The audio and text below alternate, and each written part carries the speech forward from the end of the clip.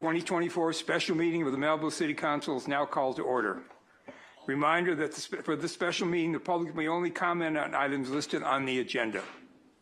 In-person participants, if you would like to speak, please submit your request to speak form to the clerk. Remote participants, if you would like to speak, please join the Zoom webinar meeting printed on the agenda and raise your hand in Zoom when the item you wish to speak on is called. Can we have a roll call, please? Councilmember Grisanti? Here. Councilmember Riggins? Yes. Councilmember Silverstein? Here. Mayor Pro Tem Stewart? Here. Mayor Euring? Here. You have a quorum. Thank you very much. Mary Ann, Ready,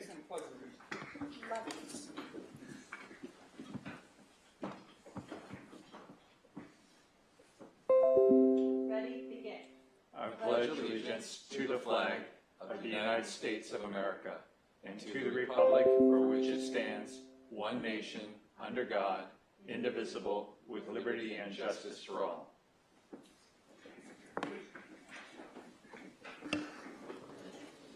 may we have a report on the posting of the agenda? Yes. Can we have a report on the posting of the agenda, please? Yes. The agenda for this meeting was properly posted on January 11th, 2024. All right, I need a motion to approve the agenda. I'll make a motion to approve. I'll second. Roll call, please. Mayor Pro Tem Stewart? Yes. Councilmember Riggins? Yes. Councilmember Grisanti? Yes. Councilmember Silverstein? Yes. Mayor Euring? Yes. Motion carries. Okay, we're going to move to new business and conduct a study session on the revised 2021-2029 draft housing element. We will now hear item 1A, the study session on a revised 21-2029 draft housing element. And please raise your hand in Zoom if you would like to speak on this item, and you'll be called on after the staff report. So we can please have a staff report, Richard, or Joyce. That is correct. Thank you, Mayor. I just want a quick introduction of the group so that council members know who to direct questions to. From BBK, we are going to have Alex Brand join us for this meeting. He'll be here in about 15 minutes. And then on our Zoom link, we have Todd Leishman available. Joyce will be giving the presentation and answering questions and providing you with the explanations on some of the proposed changes, but also available, we have the rest of our housing element team, which consists of Lily Rudolph and Emily Green from Rincon, and Veronica Tam, who is one of our housing sub-consultants that has also worked on this. So that is our group that we have here this evening present to help with this. And with that, I'll let Joyce begin the presentation. Thank you, Richard. Good evening, Mayor and members of the City Council. As you indicated, the item before you tonight is a study session on the revised 2021 and 2029 housing element. The purpose of tonight's meeting is to receive comments not only from the public but from the City Council and to answer any questions the City Council may have. By way of background, the housing elements, they are required to be updated every 8 years. The current planning period we're in right now is 2021 through 2029. It's also referred to as the sixth cycle of the housing element. Certification by the State Housing and Community Development, or HCD, was required by October 15th, 2021. So the city is behind in getting its certification of its housing element. On August 21st, 2021, the draft housing element was submitted to HCD. October 22nd, 2021, HCD issued a review letter that indicated further analysis and information was needed in order for the housing element to be consistent with state law. On January 10th, 2022, the City Council adopted a revised draft. That revised draft responded to the October 22nd letter, and in the document, the revised housing element was submitted to HCD. And on March 22nd, 2022, HCD issued a second review letter and indicated that while the housing element met some statutory requirements, further analysis and information was needed in order to ensure that the housing element was compliant with state law. The hearing or the study session tonight is on the March 20, the housing element is in response to the March 22nd. So the item you have before you tonight responds to the March 22nd letter. Some of the revisions that are made with the housing element, one of them is to the housing plan. That is section 7.5 in the housing element. The housing plan is where you find all of the programs and policies that the city is committing to for this planning period. There were new programs added to the housing plan, and all of those were added in order to be compliant with state law. There were code amendments to the municipal code and the local implementation program. In addition, there was new programs added as part of a program entitled Affirmatively Furthering Fair Housing, or AFFH. The state law requires cities to do analysis of AFFH, and that was part of the revisions, and it was attachment or Appendix F with the housing element. I'm just going to do a quick snapshot of the code amendments that would be needed in order to be compliant with state law. One would, the city needs to amend the code to require replacement of existing affordable residential units on non-vacant regional housing needs assessment RHNA parcels. That would not impact the city because the city has no existing affordable units currently. Allow transitional and supportive housing as a regular residential use subject only to the restrictions that apply to other residential dwellings of the same type in the same manner. Allow licensed residential care facilities for more than 7 persons to be located in residential zones with a conditional use permit.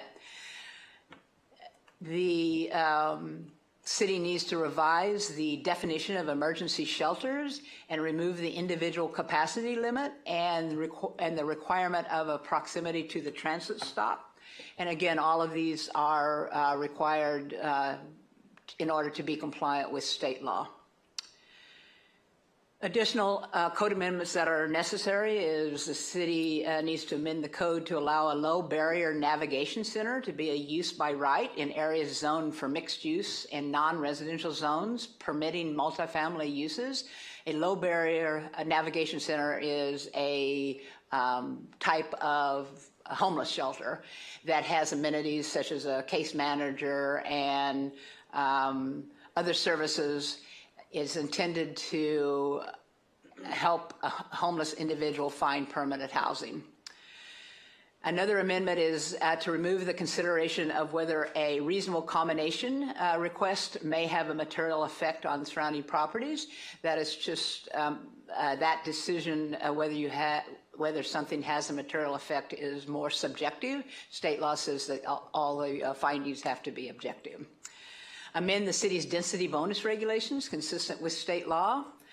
And finally, to amend the development standards of the Affordable Housing Overlay District, known as AHO, to include a maximum density independent of the state density bonus.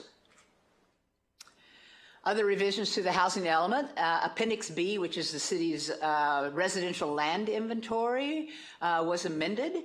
The city must demonstrate, or the housing element must demonstrate, that there is adequate land with appropriate zoning and development standards to meet the city's RHNA. The city's RHNA is 79 units. The housing units are broken down by household income category. As you can see in the first 2 columns, that is the very low and low. That represents 47 units that the city has to accommodate in the lower income category. The sites inventory is within that same appendix, and changes were made to that appendix. The city-owned parcel, which is often known as the La Paz site. It's in the Civic Center, was removed from the site inventory. And that is because parcels in the site inventory have to be available during the entire planning period. And in October of 2023, the city issued an RFP to study potential uses of all vacant city-owned parcels, and that included the La Paz site. So staff is recommending removing the La Paz site currently because we have enough other affordable housing to meet our RHNA without that. And so we are recommending removal of the La Paz site until that study is done, until the RFP is issued and the study is completed. The capacity limits assumptions of 2 affordable housing sites on Pacific Coast Highway was revised to better accommodate ESHA. And then the assumptions for the projected number of accessory dwelling units was updated. The accessory dwelling units. Is it beneficial or detrimental to our getting this approved to have less properties available?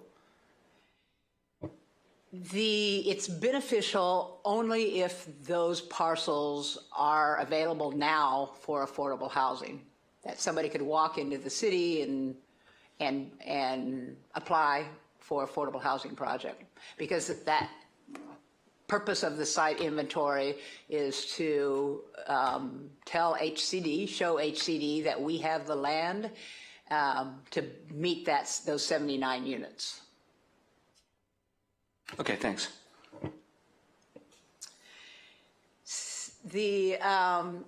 On the accessory dwelling units, they are an important component of the housing element because they make up 16 of our required lower income units.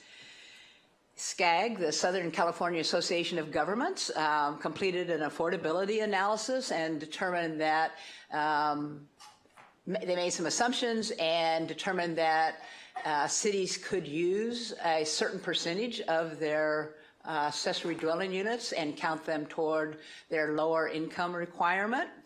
HCD has accepted that for the city to use the SCAG formula. So we are counting 16 of our units toward the lower income. And this SCAG affordability analysis is for every city or jurisdiction that's located in SCAG. It's not just for the city. It's a, yes, quick Councilmember question. Sturr. Is it 16 of the 47 or 16 of the 79?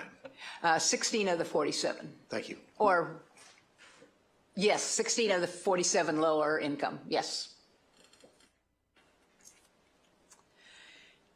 In terms of public notification and deadlines, state law requires a 7-day public review process before submitting a revised housing element to HCD. The city actually provided additional time.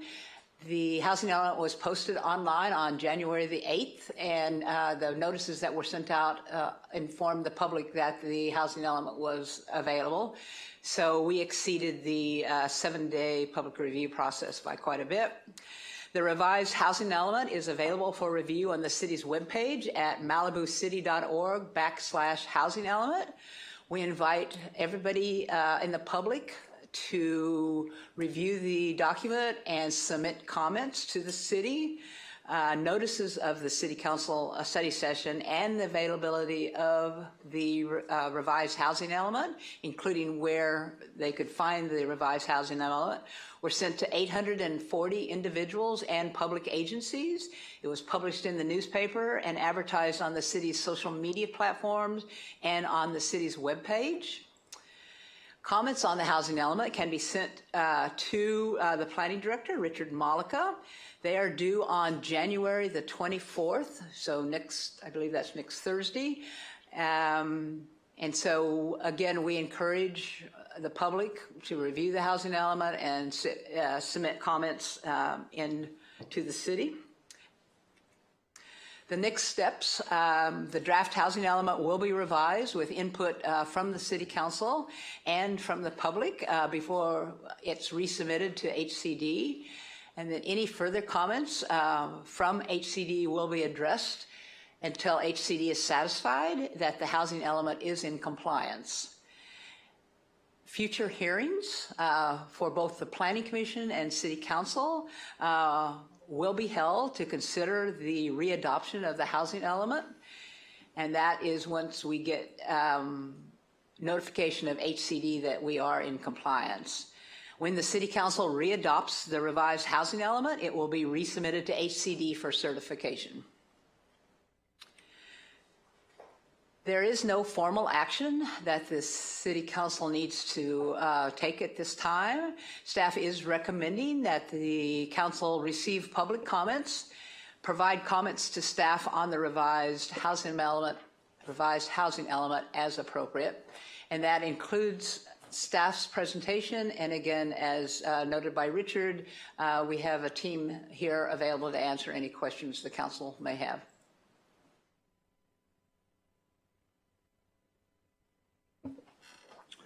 Our questions come after public comment, correct? Yeah. That's it, Joyce? That's all you got? Okay. If you want to ask questions, to clarify before, you can, but if you're talking about deliberation, then we should wait till after public comment. Okay, let's move to public comment then. We have one speaker, Red Chief. The Red Chief Hunt.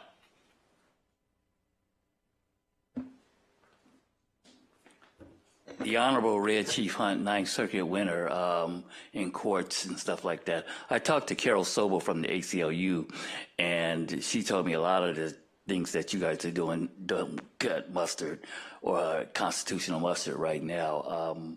I'm really thinking that, I meet with DHS every 6 months with Department of Housing Services, and we were trying to find at least about 20 available housing units for our low-income people, and we haven't been able quite to do that yet.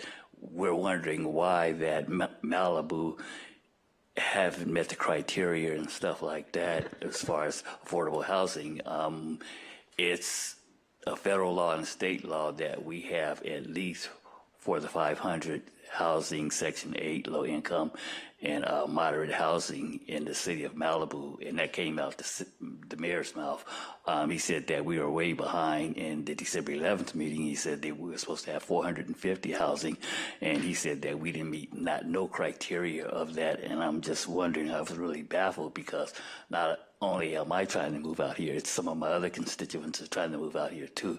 Like I said, I advocate for Han's office regarding affordable housing down there.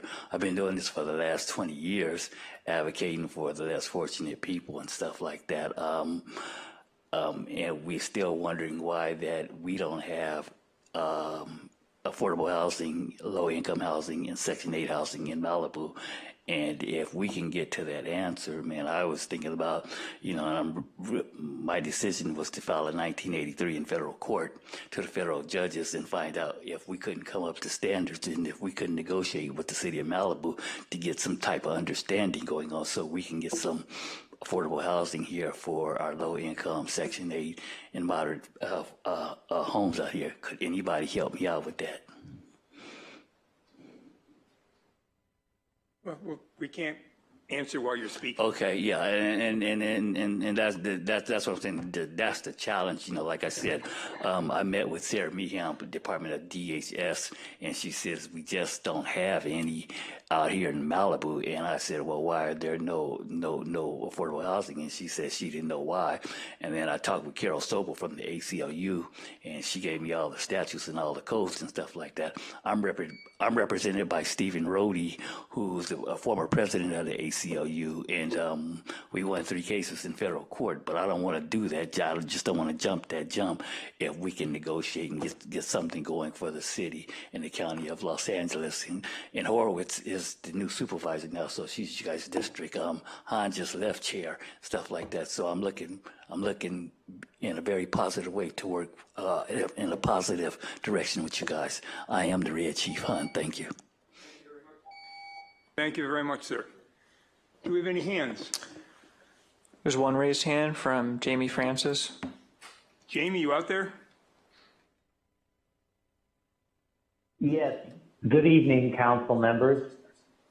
James Francis Wendell. Just wanted to give my point of view and my feedback, sharing the sentiment with the previous speaker, but to make sure that the city of Malibu is aligned with state statute now, with the Department of Housing, and following through with the housing element that your staff has recommended and that I support, and hopefully we can thoroughly approve this iteration of the housing element. It's essential because it has to be brought up to standards with the state.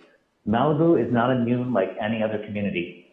It is an affluent community, but hopefully we can derive from this low income, very low income, moderate, and above moderate housing where everybody's inclusive, because it's inclusionary housing. That's the objective goal.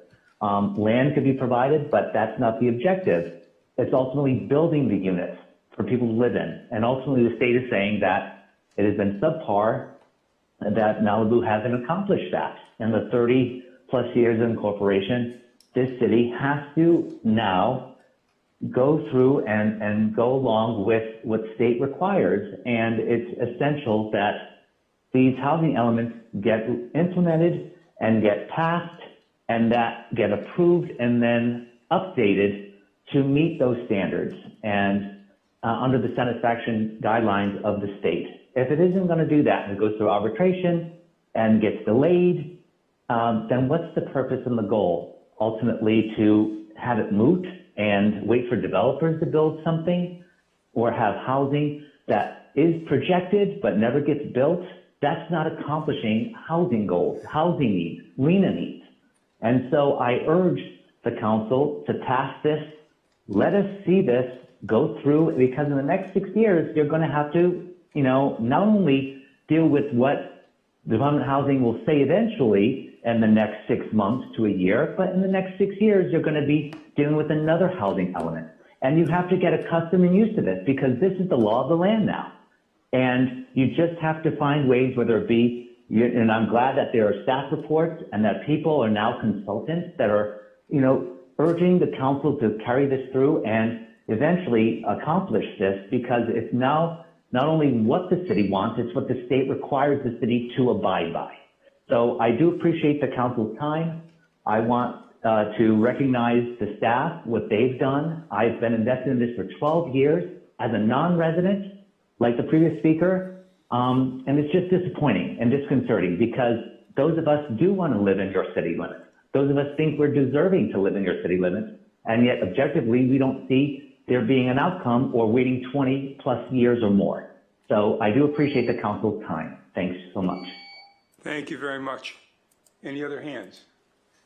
No, those are all the raised hands. Okay. We'll close public comment and bring it back up to the council table. Comments? Anybody? Paul? I have a couple questions for Joyce, if she's willing to talk. I'm a little confused about the licensed residential care facilities for 7 or more persons. Obviously, we don't have any of those, and I'm wondering, we've been operating under the county's code that we adopted when we first became a city, and the limit has been 6 unrelated persons. What type of residential care facility needs 7 or more persons, and are we talking something that would be located in one of the commercial districts or something that would be in a residential district?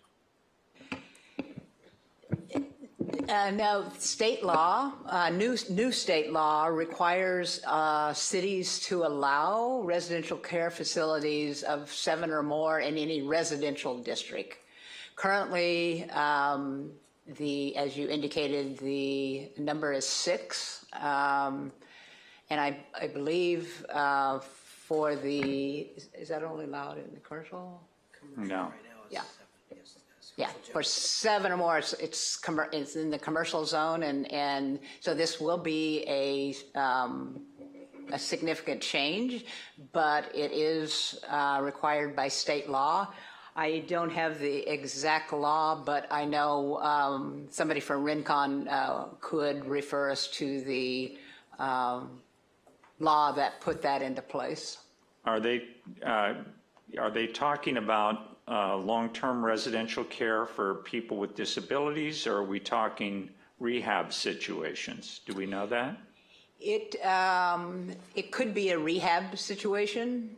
So is this an end run around the state law about not locating a certain number of rehabs in a neighborhood, or what is this?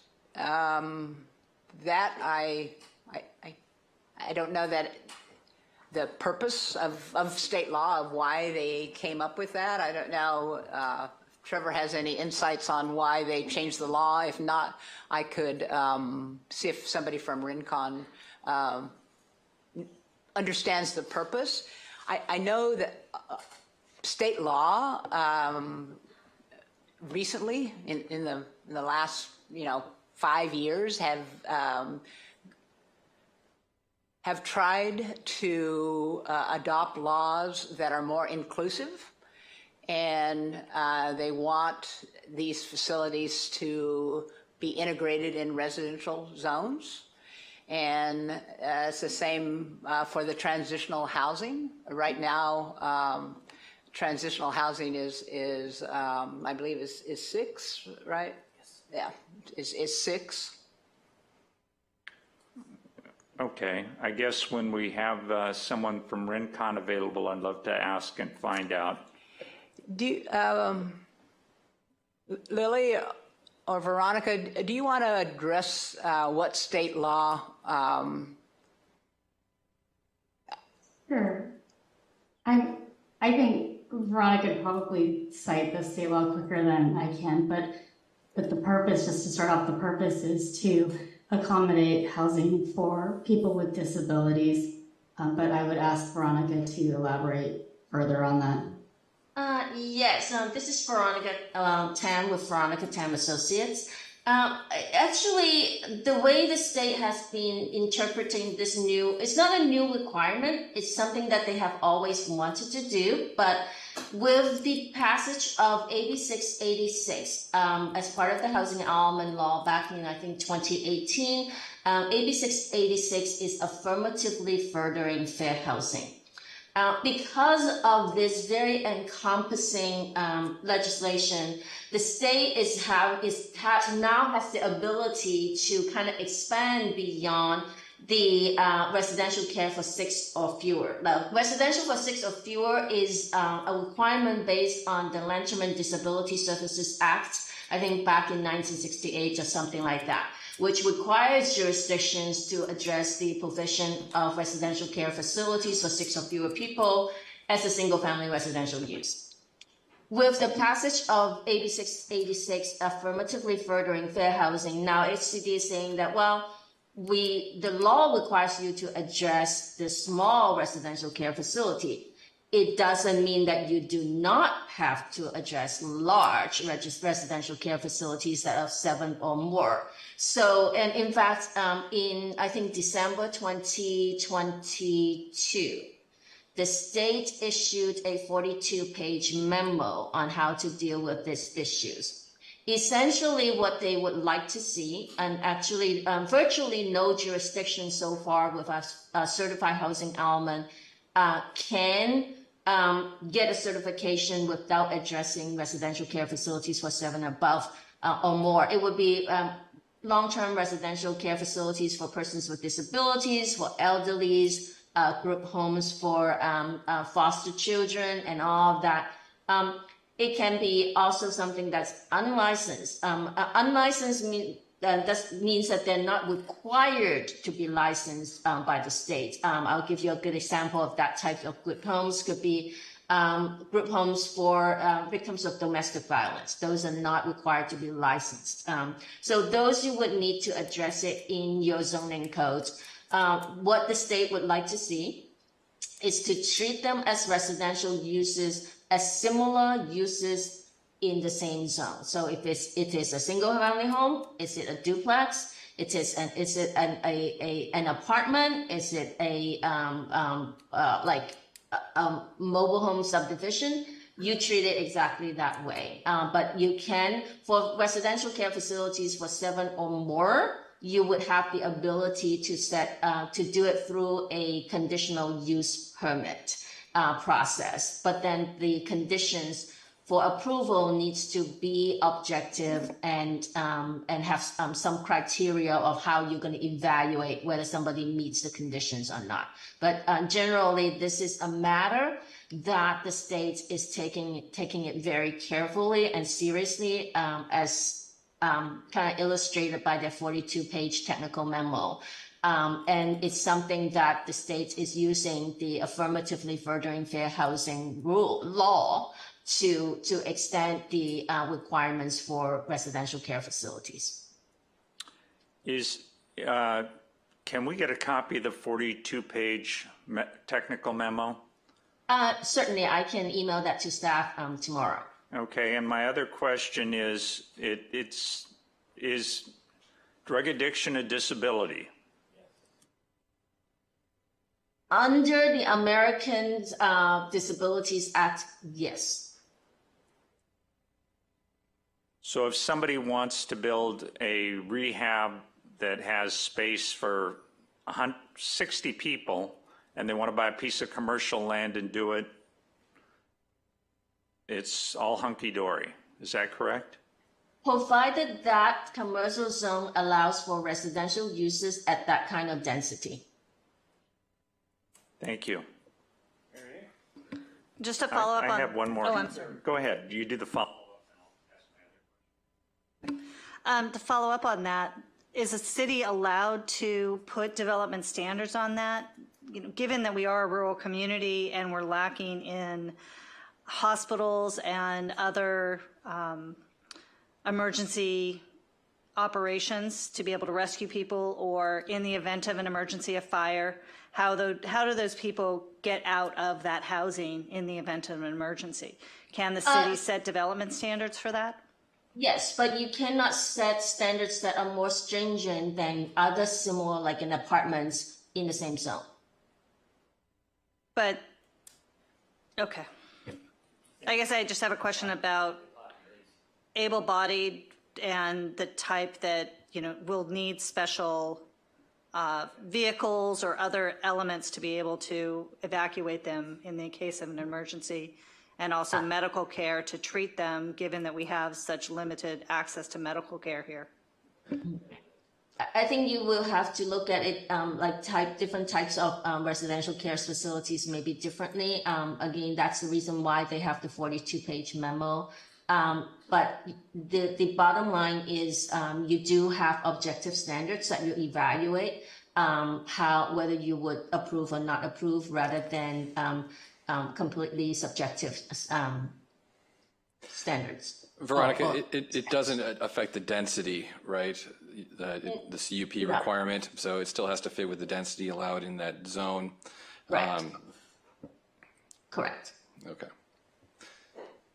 And and are they requiring this to be allowed in all residential zones, or can the city select which ones? In fact, HCD has been insisting that it needs to be permitted or conditionally permitted in zones that permit housing. So if it's a mixed-use zone, yes. If it's a single-family zone, yes. But if you cannot, if you don't allow an apartment in a single-family home neighborhood, then you wouldn't need to allow an apartment for residential care facility in a single-family neighborhood. If you do not allow dormitory-style housing in single-family neighborhood, then you wouldn't allow dormitory-style residential care facilities in a single-family neighborhood.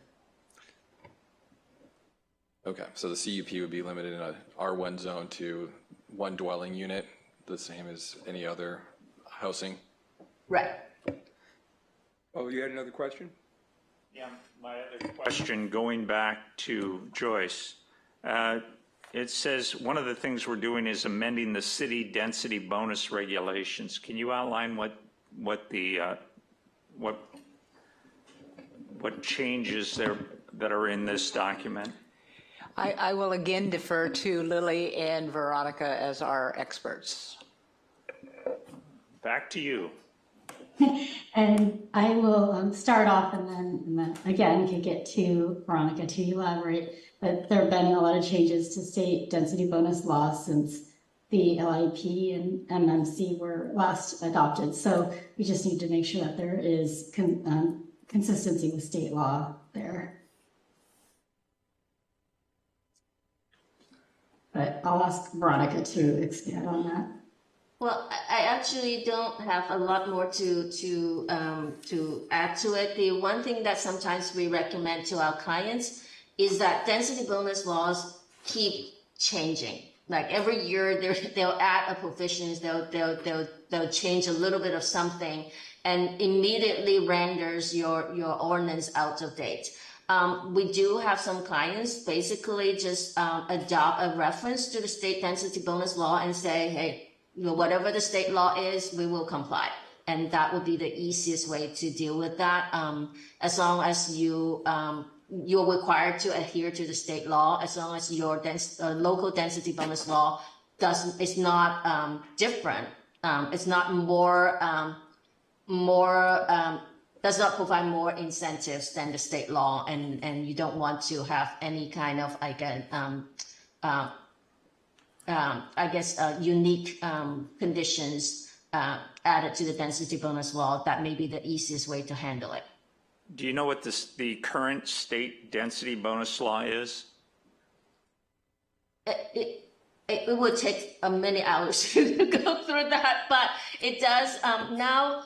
I think back a few years ago, I think most people were still thinking that if you provide a certain up to 20% of the units for lower income, you will get a maximum of 35% density bonus. That has completely changed. An affordable housing project can get up to 50. I think there a mixed income project can get up to 50% density increase. A 100% affordable housing project can get up to an 80% density bonus density increase. There are also new provisions for student housing, and then there are other provisions. So I wouldn't be able to cite that all, Okay. but these are the key changes. Thank you. Is that Paul? Bruce? Yeah, I'm going to try some big picture questions first. First of all, I'm not sure Todd might be the right person to answer this, but maybe someone else. Is the determination of whether we're in compliance or whether we'll get certified based on this element's met, this element's met, this element's met, every single requirement, either a yes or a no, or is it a sliding scale type thing? And by way of an analogy, a lawyer will understand this. When you seek a preliminary injunction, you've got to show likelihood of success on the merits, irreparable harm, and balance of the equities. But if you're really strong on one, you can be weak on another. It's not like a federal securities law claim where you have to prove A, B, and C in order to make your claim. So my first question is, do we have an A, B, C, D type analysis where we have to meet yes or no every single requirement of this law, or is it a sliding scale? If we do really well in one area, we can be weak in another area?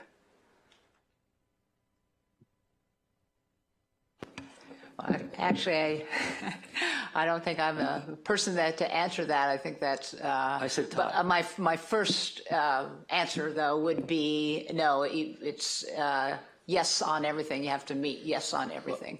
And Alex might from BB&K is here now, and he might be able to reply as well. I think a lawyer should answer that.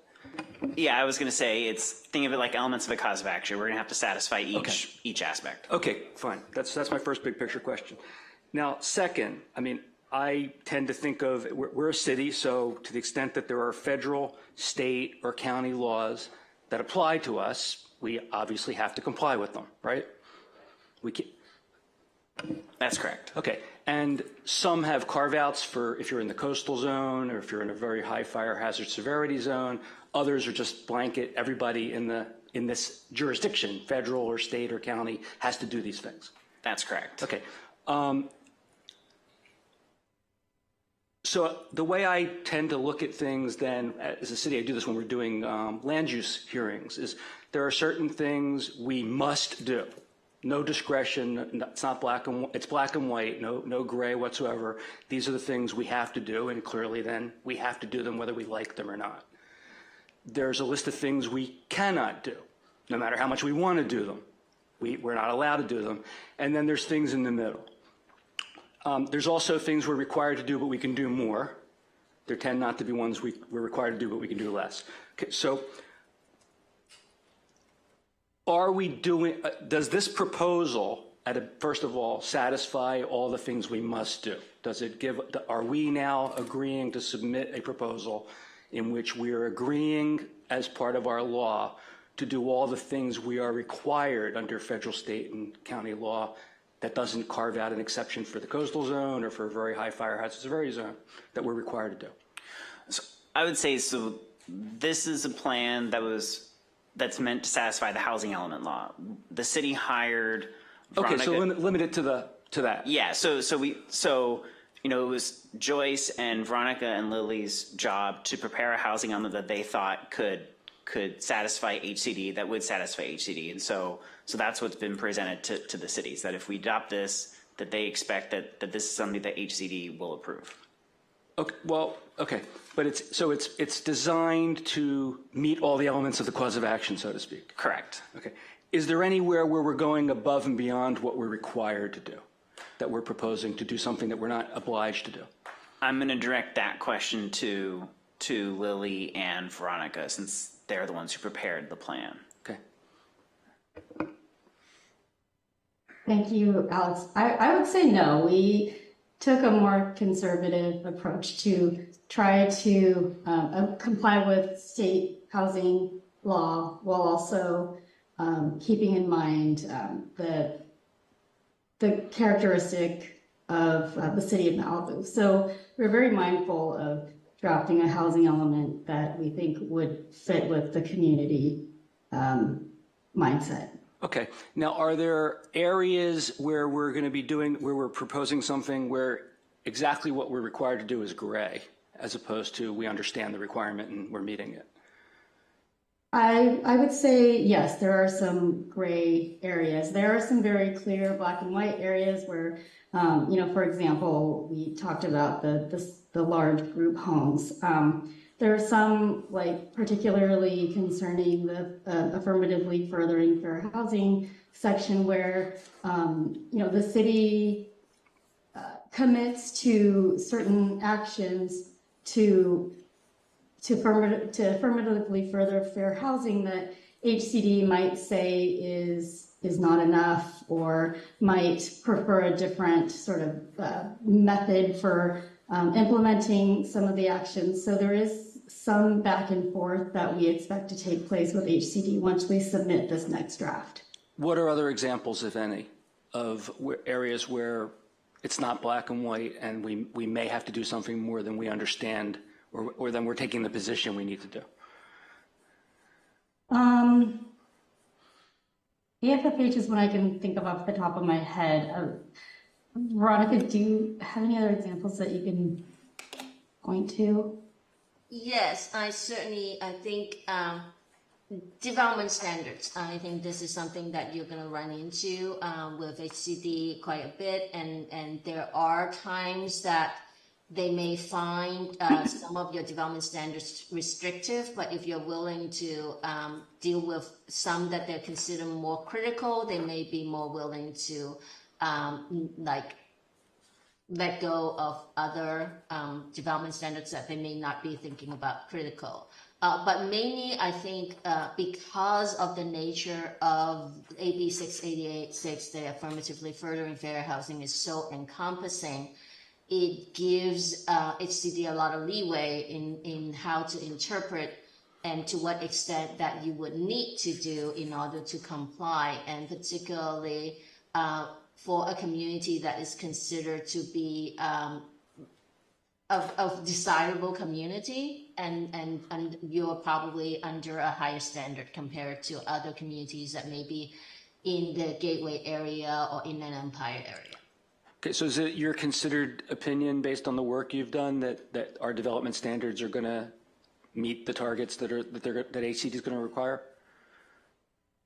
There are typically some certain things that they like to see, and I think there are some recommendations there. Off the top of my head, I don't recall right now, but development standards is what they get cities every time. So it's very unlikely that they would not comment on development standards for any particular jurisdiction. Have they done that in the past with our prior submissions, or would this be a new issue? It would be an ongoing issue. I would say that the first submission was quite incomplete, and so the comments that HCD provided were very broad and general in nature. And as we have worked through the details of revising the housing element to try to address HCD's previous comments, we do expect that HCD will hone in on certain specifics that they just didn't see before. Okay, now I'm going to go to one other big picture item, but before I do that, just to digress, the conversation that occurred a little while ago about the residential care facilities of 7 or more. I mean, I listened to the questions and the answers, but I mean, it sounded to me like what we're being told is there's a state law, and the state law requires that we permit residential care facilities of 7 or more in certain zones if we have those zones that meet otherwise satisfy the existing requirements for a residential facility. That's not a care facility. Did I understand that correctly? It's just it's a state law requirement? Yes, that is my understanding, but I would want Rincon to confirm that. Yes, it's a state law. Right. So, I mean, sounds to me like that falls into one of the bucket of whether we like it or not. And I'm not saying I like it or don't like it, but whether we like it or not, we're being told by the state, this must be part of your law. Is that right? That is correct. Okay, it's not something we have any discretion to decide about other than to decide to break the law, and then we won't get our housing element certified. Am I right about that? That is correct. Okay. So my last question, big picture question is, there's a continuum of things we could be doing. And I'll start with the most extreme and go down to the least extreme. We could be actually developing low-cost housing or affordable housing. We could be facilitating the development of affordable housing by partnering with somebody or changing our laws in a much greater way than we're required to facilitate it. Or we could simply have whatever minimal requirements the law requires of us that would allow somebody to create affordable housing if they can afford to do so and choose to do so. It was my understanding from our prior consultant that that last thing I just identified was what we are required to do to meet that element of our cause of action, so to speak, and that we didn't have to do the other things. Is that accurate? Again, I can send this back to Rincon, but the housing element has to be proactive, I think is the word I'm looking for, in the sense of some of the programs require the city staff to meet on a regular basis with nonprofit housing developers. So before, the city was able to say, here's our affordable housing sites. Yeah, come in and you can build affordable housing there, submit an application, and it's allowed. Now HCD is asking for the city to try to find affordable housing, or not find, but to make sure people, nonprofits, know that those sites are available. So that's something that some of the programs do. They're staff intensive. We have to create some information on the webpage. We have to meet with nonprofits to advise them of our site. And then, I don't know, Lily or Veronica, if you wanted to add anything to that. I think you covered it, Joyce, in my opinion. Okay, well, I appreciate that response, and I think that goes towards answering my question, but I guess what I'm trying to understand is if we do all the things we're mandated to do, does that get us to a point where we've made property available, or does that get us to a point where we actually have to be proactively helping to create affordable housing? I take it, well, actually, let me answer your question first. We don't have to develop affordable housing. The city does not have to do that. That is correct. Okay, we could, and then they would love us for that, but we're not required to. But we also, as I understand the lawyer's answer, we wouldn't get any extra credit for doing that, right? We'd still have to comply with every other, we'd have to dot every other I and cross every other T. That's correct. Okay, so the only reason to do those things would be because we just feel like that's a good thing that we ought to be doing. Yeah, or because you wanted to. Right, we're not legally mandated. So are we, I understand you've said before, we are doing through this proposal, we're dotting the I's, we're crossing the T's, but we're not doing anything more than that. In doing that, what are we doing to facilitate affordable? To it, make properties available, identify properties that are available, as Joyce said, conducting outreach with organizations to let them know that it's available. But as you said, the city is not responsible for building it itself.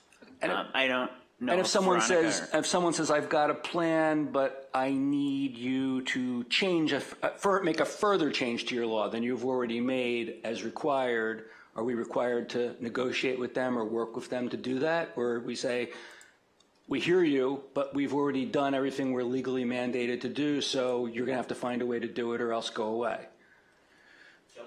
So I would need to look into that. Veronica and Lily, do you? Let me, this is Veronica, let me jump in a little bit. I think for one thing, the housing element has, I think Joyce used the term proactive. You need to proactively facilitate the development of housing. True, you don't have the obligation to make sure that the units are being built, but you need to do your due diligence that you are removing constraints. And if the housing element identifies certain constraints, you need to, particularly relating to governmental constraints, you're legally obligated to remove them or mitigate that and to make sure that it is doable. And then the other things that that we usually have to commit to regarding facilitating affordable housing is that you provide the density bonus that is state law. And you would periodically probably review your development procedures and standards and make sure that they are on point with the trend of development and making sure that they don't constrain housing. I don't think it would be, if for whatever reason, like a development, a new construction method or some other reasons that would factors that would impact in a way that your development standards currently on your book, which is accepted by HCD at the time of the housing element certification as adequate, but is proven to be inadequate due to changed circumstances, then you may still have some obligations to address that and in order to facilitate an affordable housing project. You may not have the obligation to facilitate to do that for a market rate unaffordable housing project. So there is some obligations there that you would continuously look at your development standards. Okay. A lot of jurisdictions also looked at maybe writing a letter of support that can be what you can be considered as proactively facilitating affordable housing. If an affordable housing application shows up in your city and is consistent with the goals and vision of the community, that you're willing to write a letter of support, that kind of things can be considered as proactively facilitating affordable housing. Okay, so let me, I'm sorry, go ahead. No, I thought you were finished, but continue. So I think there are things that can be done without you initiating an affordable housing project. You don't have to do the initiation, but within your power, within reason that you do support the project in other manners. Okay, so to drill down on that a little bit more, so the density bonus is a good example. I meant to ask that earlier anyway. So there's a state law density bonus that's specified, right? It's an absolute, it's a number. We can look it up in a code book. Yeah, correct. Okay, and was I thought I heard something about some additional density bonus that we need to do. Did I misunderstand that, or that's our requirement, the state law bonus? I think it's just the state density bonus law is quite complex. And like if you provide 1% of affordable units for this income level, you're entitled to X% of density. If you do this, you get this. If you do this, you get this. And all of the nuances are constantly being modified. Some of the most recent modifications is in fact increase the maximum density bonus that a developer can receive. In the past, they can receive only up to 35% density increase. That's it. The relatively new state law that's not reflected in your books is that an affordable housing project can get up to 50% density bonus increase, but a 100% affordable housing project can get up to a 80% density bonus increase. So there's been what the program in your housing element is saying is that what's in your book right now in Malibu's density bonus law is no longer reflecting the recent changes to state law, and you need to update it to make sure that it's consistent with state law. Okay, but so that's an example of what I was asking about earlier with the, we're mandated to do it. I mean, why wouldn't we just have a provision that says our density bonus is whatever is mandated by state law, and that would always be up to date and consistent? That was what I was recommending earlier. Okay, and we can't do less than that, right? We're required to provide, if someone comes in and demonstrates to our satisfaction, and if not to ours, to a court satisfaction, their entitlement to a specified density bonus that they claim they're entitled to, there's nothing we can do about that. We have to grant that. Is that correct? Accurate? Okay, and we can go further, but and my other question I was getting to before is that, but we're not required to go any further than that. Is that accurate also? Correct. Okay. Last question then. This proactively facilitate, I mean, does the housing element, when it's completed and certified, set forth all the things we must do which constitute proactively facilitating, or is it left open as a gray concept that we need to constantly try to figure out what it means and can be sanctioned somehow down the line if we're not doing something that's not specified objectively in the housing element? The housing program or the housing plan that I spoke about earlier, the 7.5, includes all the programs, and those programs list what the city has to do to proactively, encourage affordable housing or facilitate affordable housing. Okay, I lied. I have one more question. I wouldn't lie. I was just wrong. Is BBK representing to us that the housing element that we're proposing, to the best of their understanding, satisfies all of the criteria that we're mandated to satisfy?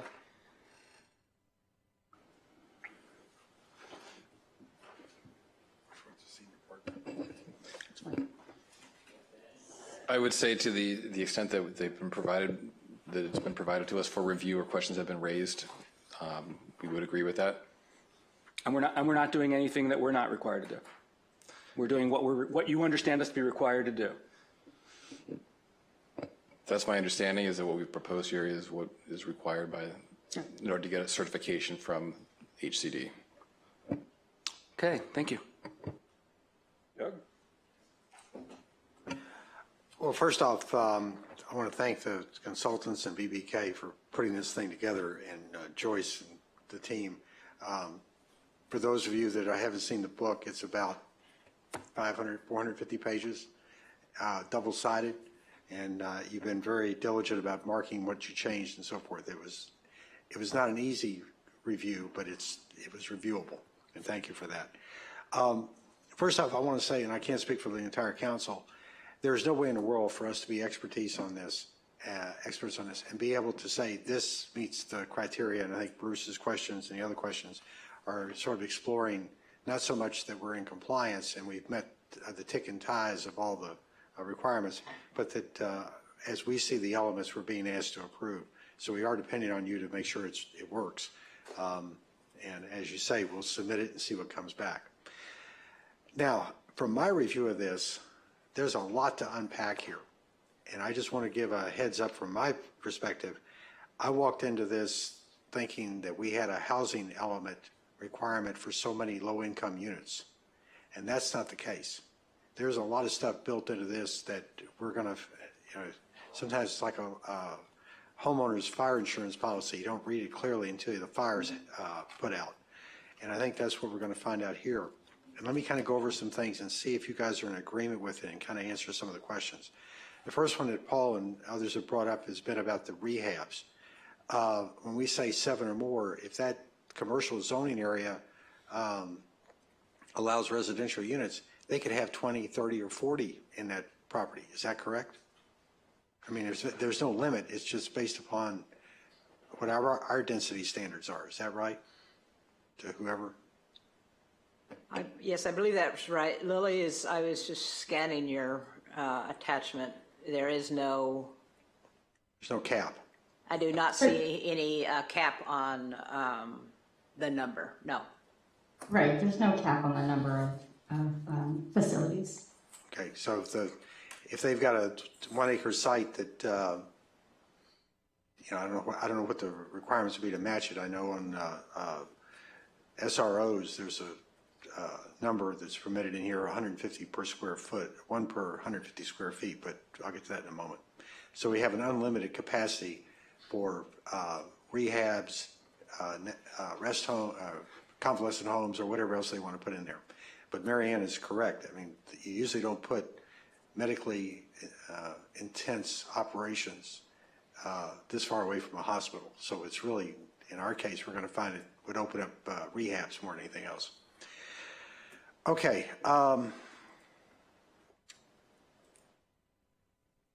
When we talk about housing units, is there a definition of a housing unit? How many square feet? How many bedrooms? What's the requirement? Anybody got an answer to that? Because I'm going to build up to what the economics are on this in a moment. So is it, when we say a housing unit, does it have a requirement or what the minimum is? Housing, I'm sorry, yeah, in terms of size? Yeah, or number of bedrooms or Veronica, bathrooms. did you? Yeah, I was just gonna say that in terms of housing units and it will be what is required under the California Building Code. And California Building Code requires the housing units to include cooking and plumbing facilities, but it doesn't have really, I don't think it has a minimum unit size. I don't think it necessarily have that, but it has to, for the purpose of, for example, regional housing needs allocation, it would have to meet the California Building Code, and it would also be able to meet the census definition of a separate living quarters, and which means that people have like separate entrance. Okay, so just for example's sake, let's say it's 600 square, I'm thinking like an embassy suite or something like that, probably is about 450, 500 square feet. So maybe let's call it 600 square feet per unit. I just want to point out to everybody a back of an envelope set of calculations here. If you look on 7.2-13, it says the income level, or amount of rent you can pay at the very low income level is $886 a month. And I'm not sure if that includes utilities or not, but just call it $886 a month. And then on the low income is $1,478. So for rounding purposes, let's call it $900 a month for rent and $1,500 for rent.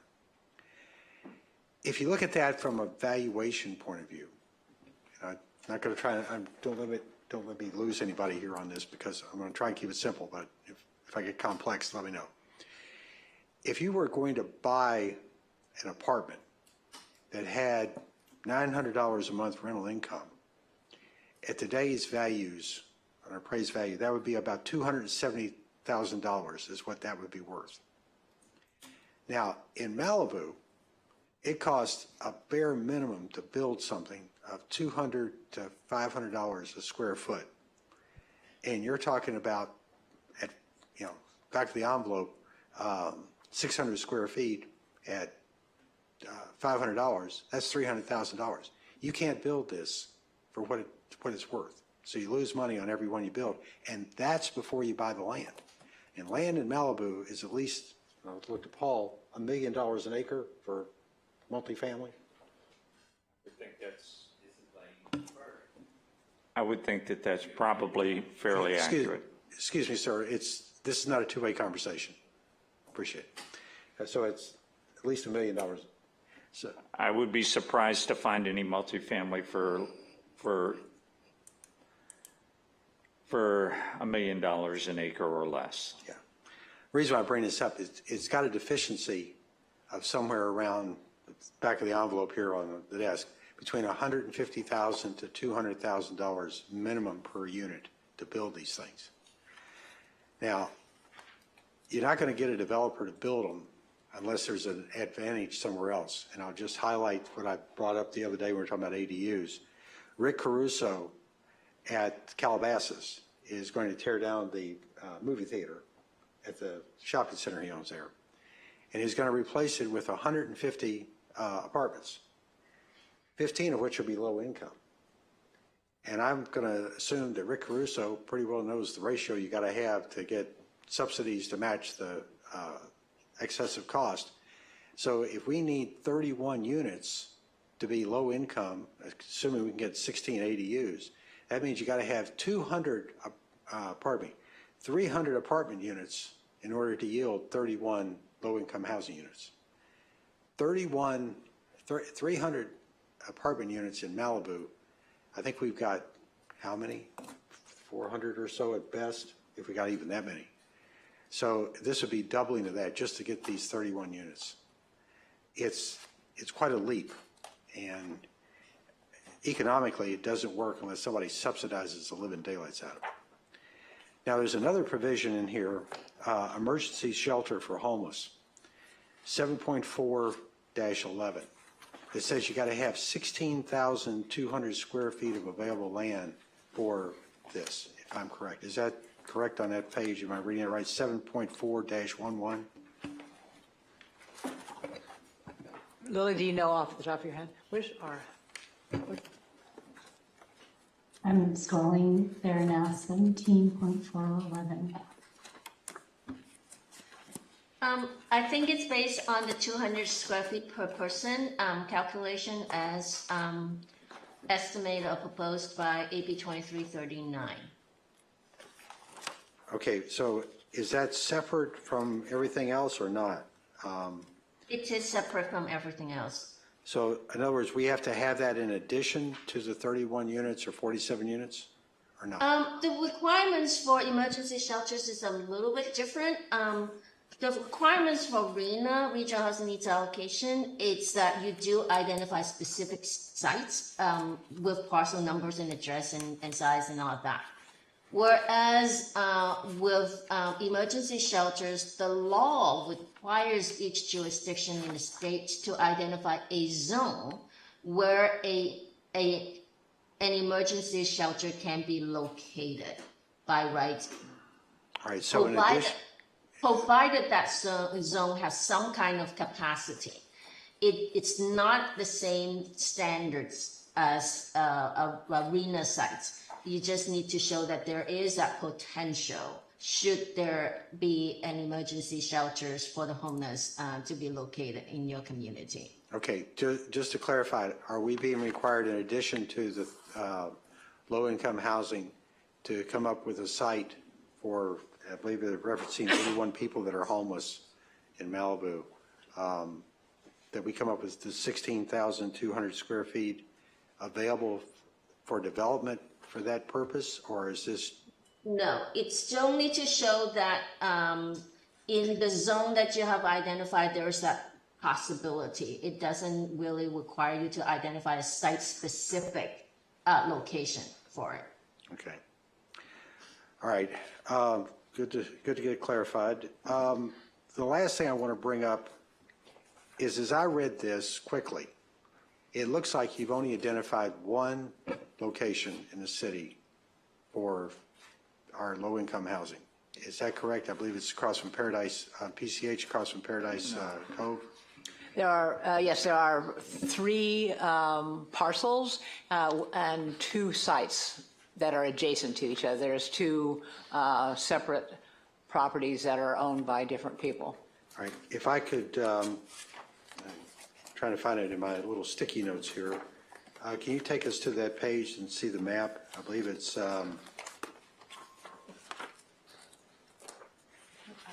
have this.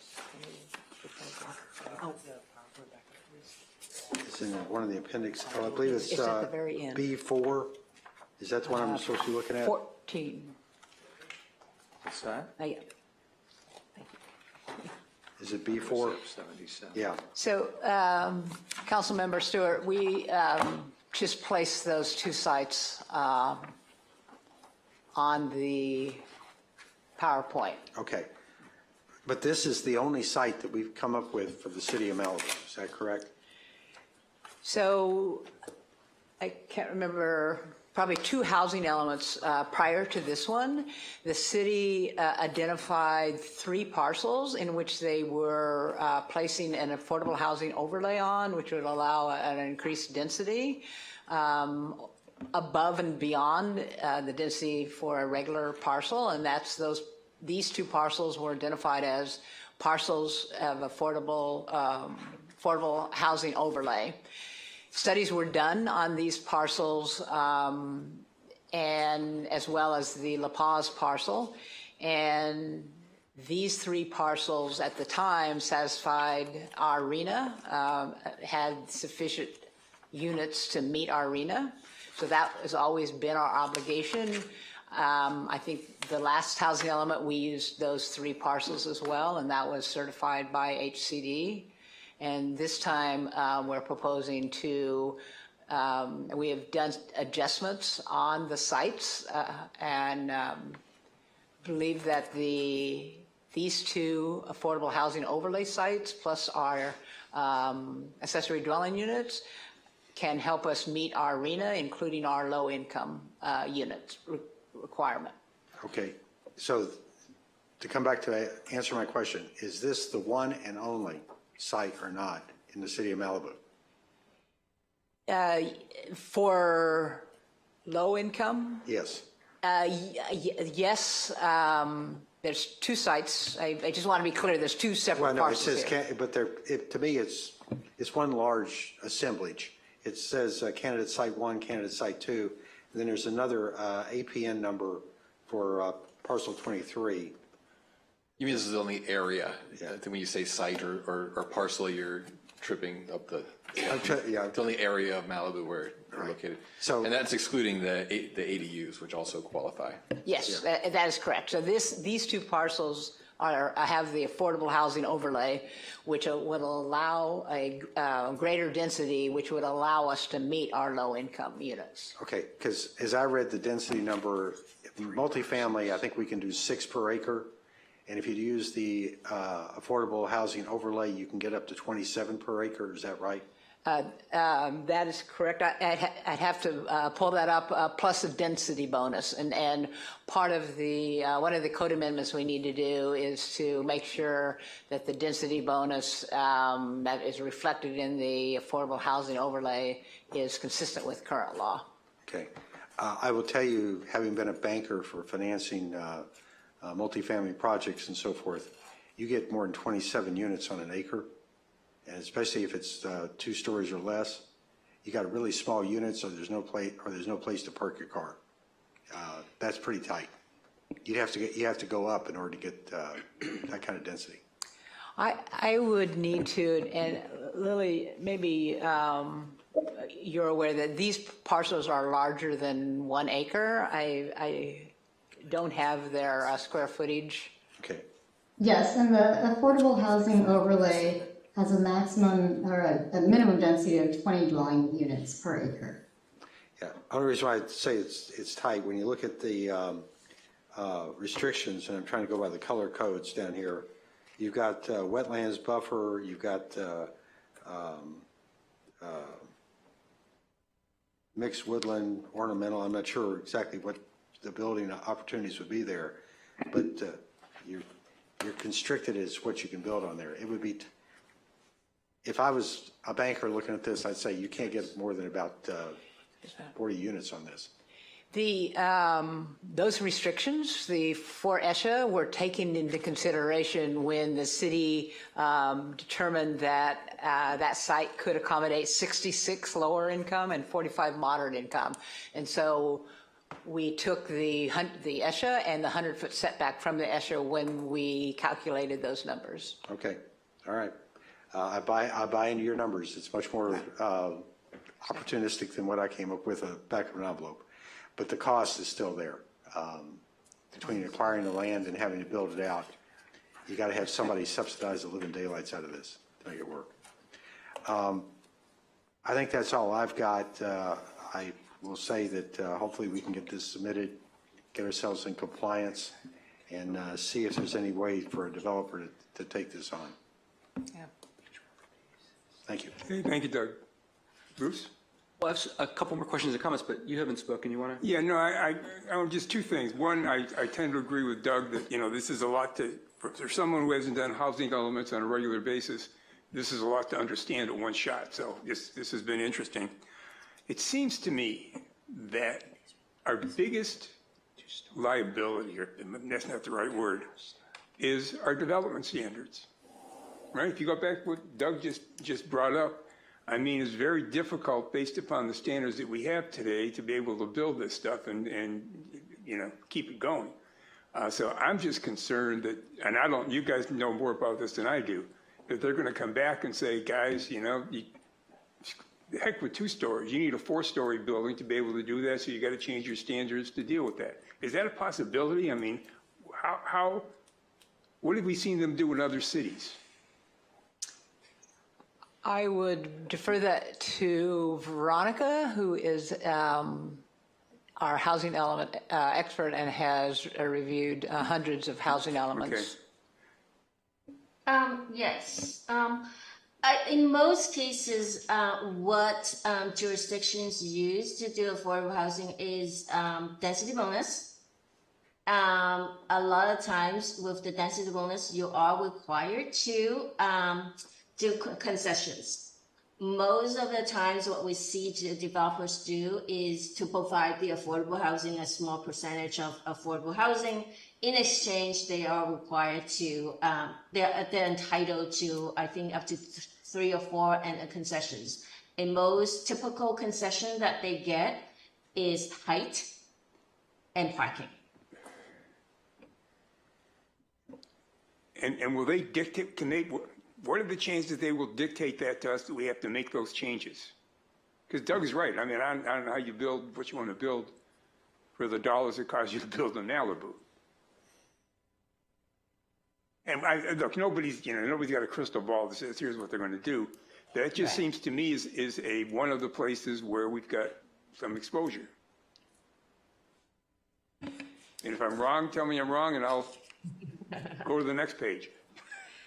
So I'm just considering if we did have an affordable housing developer who wanted concessions in terms of the height and reduction of parking spaces, or even a reduction in setback. Trevor, under what mechanism would that occur? There's a whole process. If someone's going to come in with that project, we'd be required to give them those concessions under state law. I mean, that's just how it's written. I think this location is one of the more transit-rich areas of the city, so hopefully it would be able to accommodate less parking on it if that would be a concession that they would go for. But I mean, the reality is that if someone wants to put an affordable project in, the more affordable units they put in, the more concessions they're able to get under the state density bonus law. I think the bottom line too is that no affordable housing anywhere is going to be built without significant public funding from the state or the federal government. and the likelihood of you getting actually an affordable housing project is less than some other communities because your costs, your land costs, and probably your construction costs are higher than other communities. You don't have those kind of standards that the state is using to evaluate an affordable housing project, which affordable housing funds are very competitive. You just don't have that kind of matrix to show to be a competitive project. So that's part of the reason why you haven't seen affordable housing in your community. And when you say the economics just don't work, which is very true, because the amount of subsidies is going to be so prohibitive that makes a project very unlikely or very difficult to acquire funding. But generally, just with the development standards alone, just with your density bonus alone, is not going to get you an affordable housing project. It typically requires state funding. Bruce, go ahead. Yeah, I've got one more. The use of the term concessions confuses me because I think of, maybe I'm just misunderstanding, but I think of a concession as something you voluntarily give in a negotiation. But I'm also understanding there's a law, and the law sets forth the things we're required to do when someone wants to build an affordable housing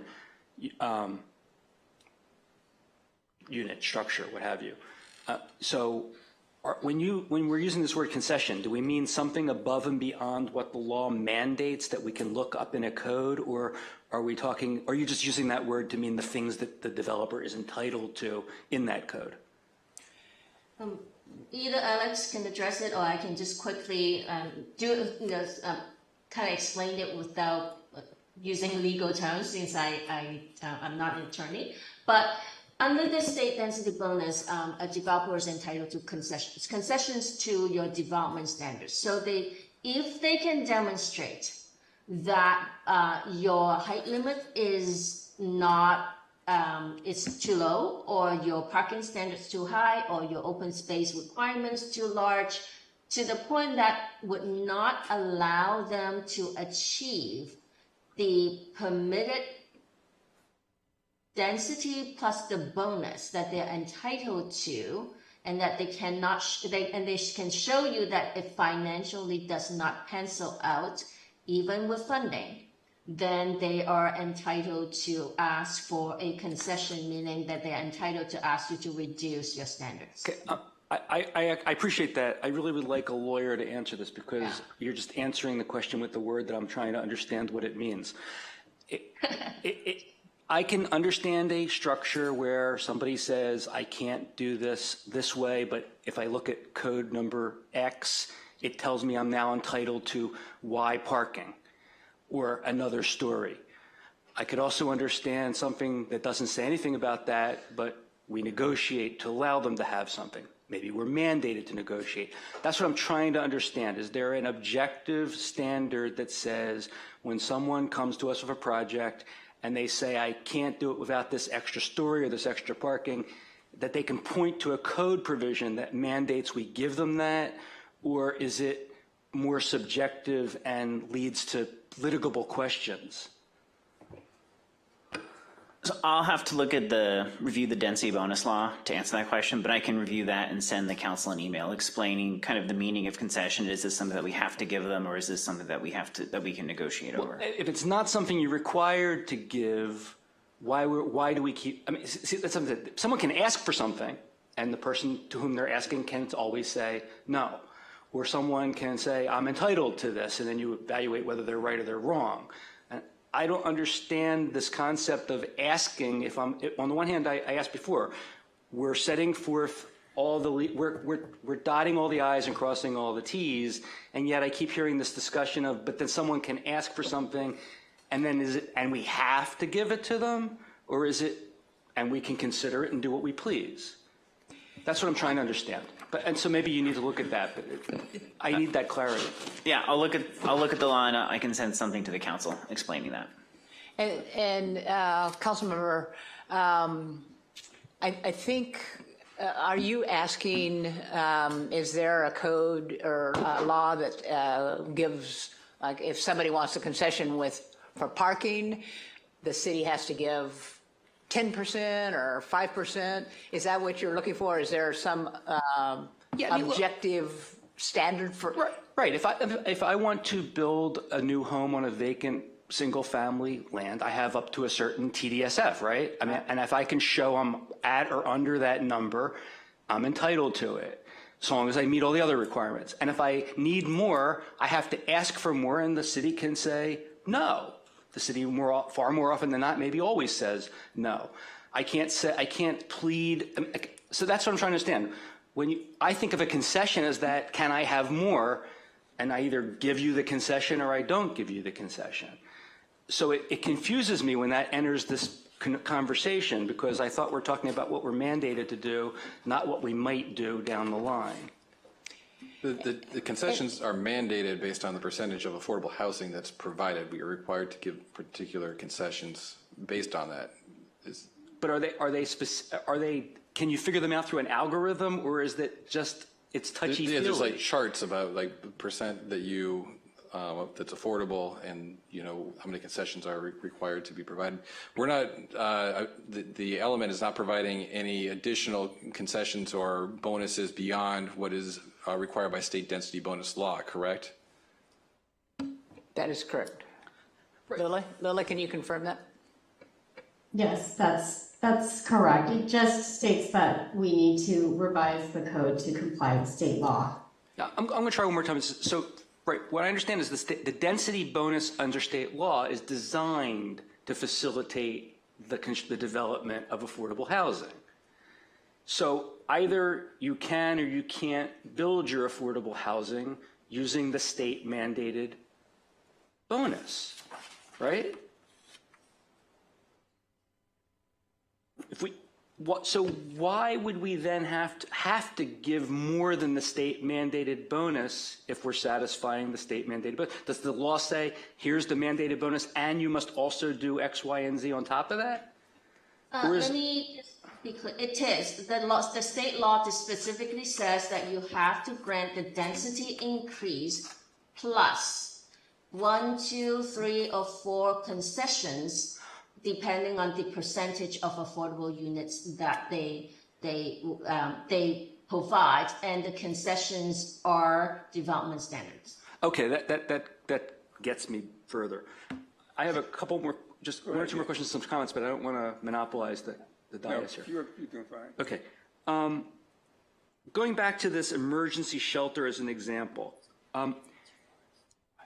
as I'm hearing it, we need to be able to show that there are areas in the city that have no less than X space, whatever it is, in which somebody could put what is defined as this emergency shelter, that they have the legal right to do it in that space. First of all, is that correct? Correct. Okay. Now, does that have to be vacant land, or does it just mean that there's areas of the city, whether they're developed or not developed, where if somebody wanted to put an emergency shelter, they can acquire the land, the developed land or the undeveloped land, and have an emergency shelter?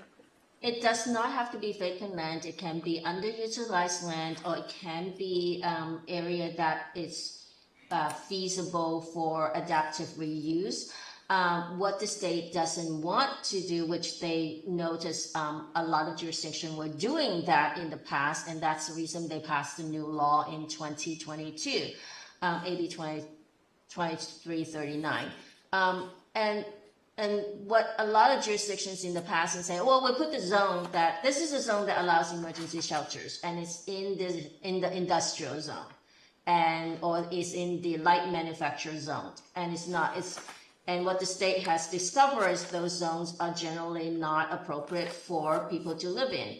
And it also doesn't have capacity because a lot of those zones are brand new business parks. There are no way for any emergency shelters to be located there, either new construction, adaptive reuse, or redevelopment. And so that's why AB 2339 was very specific, that it has to be located in a zone where you also allow residential uses. it also needs to demonstrate that there is some way, either through new construction, adaptive reuse, or redevelopment of an existing use, to have that potential for us for emergency shelters. Whether you'll get one or not is again entirely dependent on whether there's funding for it and whether there's a big enough demand for it. But you do have to demonstrate that it is possible. So say, for example, you have a 20-unit motel that's in an area that is zoned commercial residential. I think that's what you said before. And if somebody wanted to buy that motel from the owner and convert it into an emergency shelter, they could. Would that kind of thing satisfy the legal requirement, or does it have to be affordable to purchase the property and make it into an emergency shelter?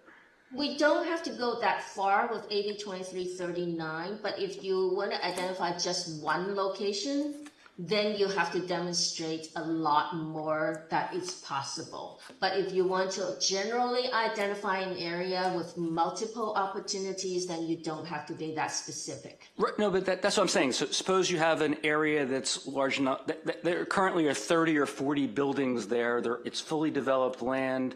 There's motels, there's condominiums, there's some office space. It satisfies the criteria of commercial and residential. But somebody would have to buy one of the existing properties that's being used for some other purpose and convert it into their shelter that they want to operate there. Would that satisfy the state law? I think generally, yes, as long as you're not saying that, it's a brand new, like Sheraton that is, or some kind of much higher end, so. Okay, so I've got just two comments that I want to make that I think are important. The first is, I understand the purpose of all this is to ensure equity and non-discrimination and to promote, fairness and justice and all that. And those are very important. I hope that nothing I've said or asked suggests I believe otherwise, because I don't. I believe that's all very important. I have a hard time understanding why the law requires expensive property to be available for low cost or what's the other word? Reasonable for low cost accommodations or affordable accommodations, because until 20 years ago, I'm 60 years old. I'm over 6 years old. Until 20 years ago, I could not afford to live here. I had to live where I could afford to live. So I wasn't entitled to have property made available to me in Malibu so that I could live where I would prefer to live than where I was living. So I don't get how it's discriminatory or unfair or unequal when land, because of supply and demand, is expensive, that there's not low-cost housing or affordable housing. That doesn't make sense to me. But I get that the law is the law. We have to comply with whatever the law requires. But that's why I've been asking the kinds of questions I'm asking about minimum. I mean, I'm a capitalist. I believe that the market should dictate what's available in a non-discriminatory, fair way. And if there are institutional biases, we need to deal with them. But I don't believe that it's incumbent upon cities, or ought to be incumbent upon cities, to go out of their way to make what's not affordable affordable. And another example I go to all the time is cities are building brand new, very nice housing for homeless. Yet there are other people who are eking by living in subpar housing that they can afford, which is far inferior to the brand new housing that's built for a homeless person. And to me, that's not equity. That doesn't make sense. It doesn't make sense to me that people who can't jump ahead of people who can, just because the people that can are able to get something. So this whole scheme doesn't make sense to me. But again, I come back to the law is the law, and we have to do what we're doing. And that's the reason I'm asking these questions, because if it were up to me alone, I might say, fine, let's actually take money out of our treasury and let's build an affordable housing development and put it in X place, or maybe put them in a number of places. but we have constituents. And I need to be able to explain, we need to be able to explain to our constituents why we're doing what we're doing. And if I'm able to say, and it sounds like I'm going to be able to say, look, the things we approved are the things we are legally mandated to approve. If we hadn't approved this, we'd be violating the law.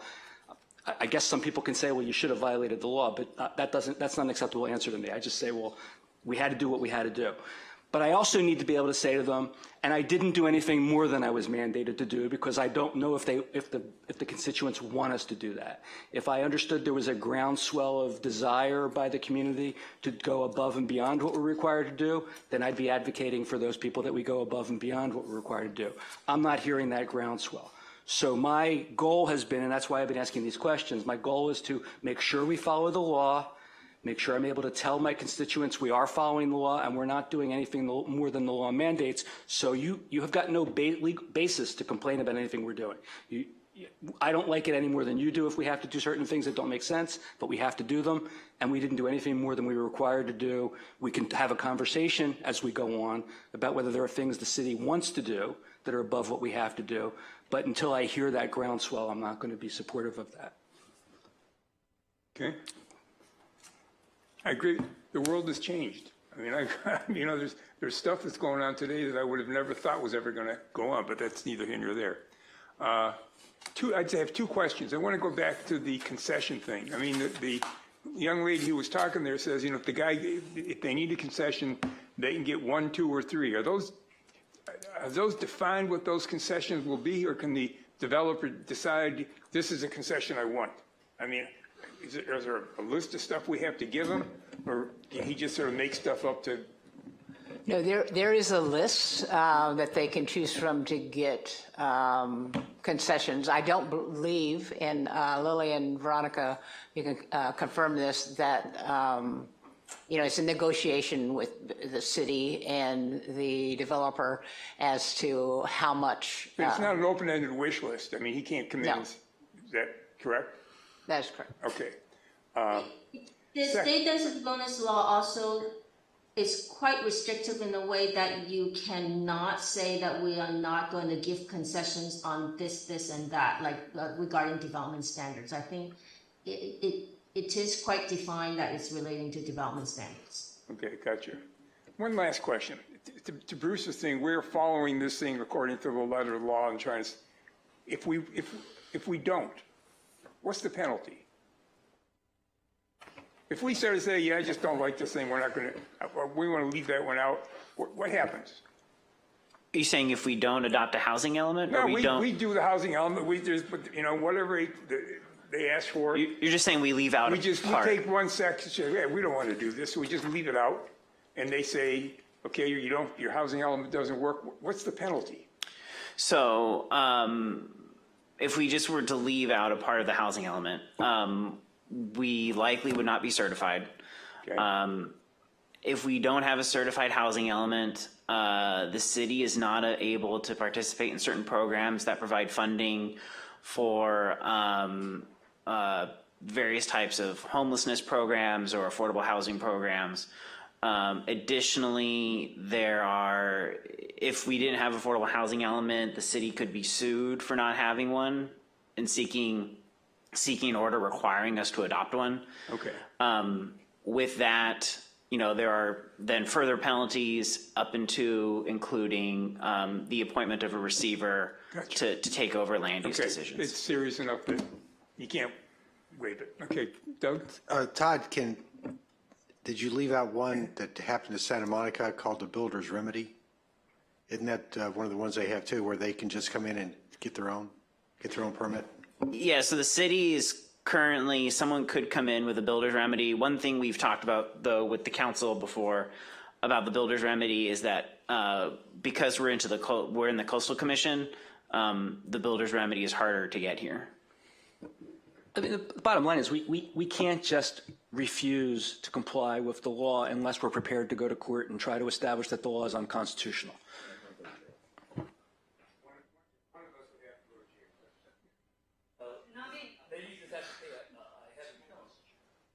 Right, so we have to strive to make sure we're complying with the law. And from what I've heard tonight, I think we've tried to do that. I think we're close. I mean, I don't, we'll see what housing says, but I think the effort's been put into this has got us as close as we can at this point in time, understand what we have to do to make this thing work. Is that a reasonable observation? Yes. Okay. Any other questions, comments, Mary Ann? Do you need any specific direction from us, or is this ready to go on the 24th to be submitted? Once the 24th, we will take any comments we got, and then it would go back up to HCD. So we, at this point, unless the council has additional comments, you do not need to take any further action.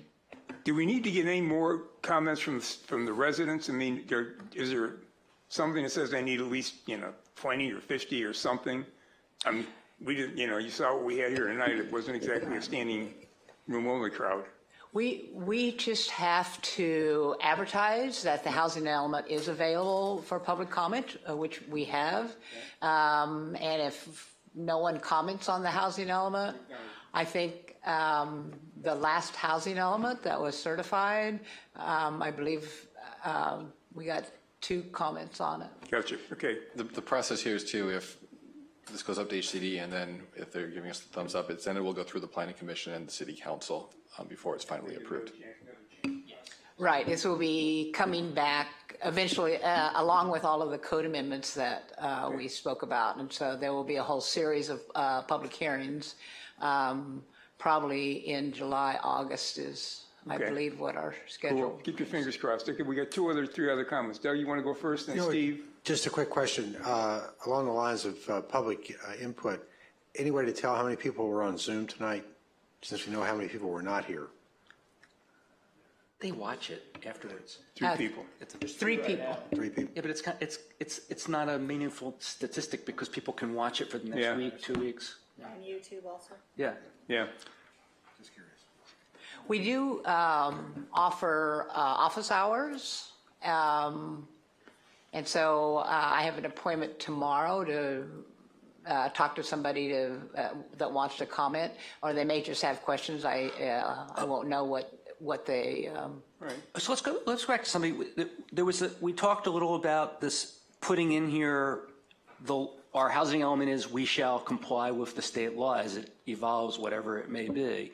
Is that in here, or is that just something that we could put in that we haven't? Are you referring, Councilmember Summerson, to the density bonus? Well, that's one example, actually. That's the one we talked about. So all of that language, if the council wanted to put it in, would be put in the actual ordinance itself, not in the housing element. So when these ordinances come through. Why wouldn't we submit that to HCD so they understand that that's our intention and that's what we're planning to do? Because the housing element is a policy document, and I don't know that it would, I don't know that the city would want to commit to that across the board, that whatever law that's out there, if it ever changes, we would comply with it. And Trevor, did you want to weigh in? But we have to. I don't understand how we could ever take the position that a state law which is validly adopted and not unconstitutional, we won't comply with it. But is it a matter of timing as to when that statement is made? That this document isn't the appropriate document, and then our LCP and our MMC are the appropriate documents for those? That is correct. General plan? Yeah, the element itself is, what we're proposing is to bring ourselves into compliance with current law. When the implementing statutes come through, you would have the option of putting in place all the current provisions, or like you said, when we put it in, state that the current provisions will apply. We also have the situation we're in the coastal zone, and that's part of the law. And yes, and that's part of the law. And we may want to talk more about that when that comes through, because the density bonus law is not superior to the Coastal Act, but they're meant to be harmonized, but the Coastal Act is superior to that, so there's more flexibility on our LCP, and so I don't think we would want to put in the LCP portion just a straight copy and paste of everything that's in the state density bonus law. That would be in our municipal code. Okay, if it was said before, I apologize, I didn't catch it. What's the expectation as to the timing of when we'll hear back from HCD? The HCD has 60 days to respond to revised housing elements. We're hoping that they will respond sooner than that. I would. That's their shot clock, so to speak. I'm sorry. That's their shot clock. What happens if they don't meet their deadline? I don't know that there's any consequences on their part. Okay. Councilmember Silverstein, I want to revisit one thing, and that is the requirement of the CUP for 7 or more units. I had indicated that is specifically in state law, and so I was just checking with Veronica and Lily to make sure that is correct. And I would like, maybe Veronica, do you want to talk to that? I don't want to leave the council with inaccurate information. Yeah, I've discussed this 7 and above with the state quite a bit, because in the past they didn't actually push for 7 or above that much in most jurisdictions. It's inconsistent whether they push for it or not in the past cycles of the housing element. As I mentioned before, with the passage of AB 68, AFFH affirmatively furthering fair housing, HCD feels that it now has that